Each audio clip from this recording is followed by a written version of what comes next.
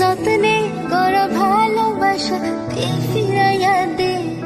আমার অনুভূতির সাথে খেলার অধিকার দিল কে? বলে তুই বড় অপরাধী, তোর ক্ষমা নাই রে। না না না না না না না না না না না না না। তোর হাসি মুখে দেখার জন্য সবই করিতাম, তুই কাঁদলে পরে কেমন যেন হারাইয়া যাইতাম।